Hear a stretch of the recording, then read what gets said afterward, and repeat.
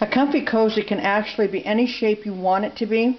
I like to do the square, like this, kind of a square and oblong, because it serves a couple of purposes. I use them a lot for bed warmers. They can also be taken and put up around the base of your neck for neck pain. You can put them in a chair and then sit back on it to relieve lower back pain. And what a comfy cozy is just simply a piece of fabric that you make. This is an old handkerchief, so I'm just kind of using it for an example. And you sew up the sides and then straight across the top.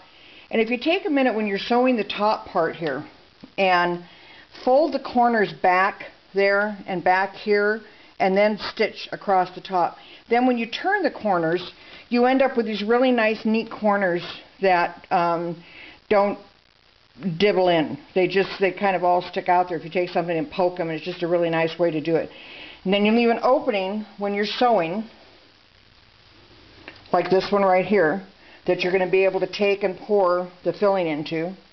But you're going to take your finished product, sew it. When you go to the store and decide how much filling you're going to use, you take your plastic bag at the grocery store and kind of heft it. You know, fill it up for a while, heft it, and feel if, you know, whatever part of your body you think you want to use it on. I usually use about 2 pounds in a typical comfy cozy, but you might not want that much. Or if you're making it in a long tube instead of a square, you might want a little bit different. But you finish up your square, put your take your product, put it into your measuring cup. You've opened up your square. Simply take it and hold the opening. Take your funnel and pour the filling into it.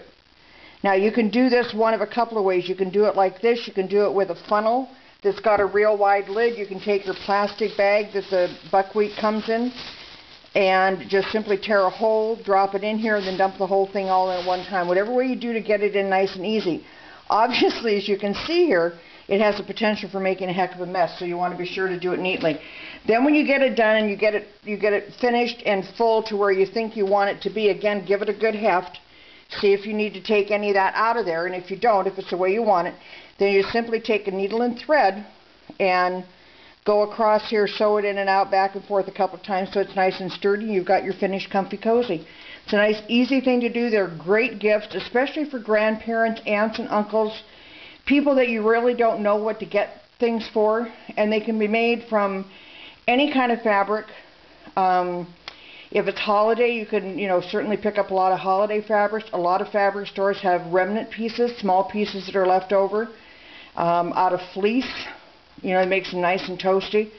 But they're great for just about anything. Sword joints is the #1 use. The #2 use for me is a bed warmer. I hate electric blankets, and down comforters just hold in too much warmth. But a comfy cozy between cool sheets before you get in on a winter night takes the edge off of it, and you just get into a really nice, comfortable bed. So that's what a comfy cozy is all about. Again, visit us at http://www.lowdownreports.com and scroll into comfy cozy, and that'll tell you what this is all about, the directions on how to make them.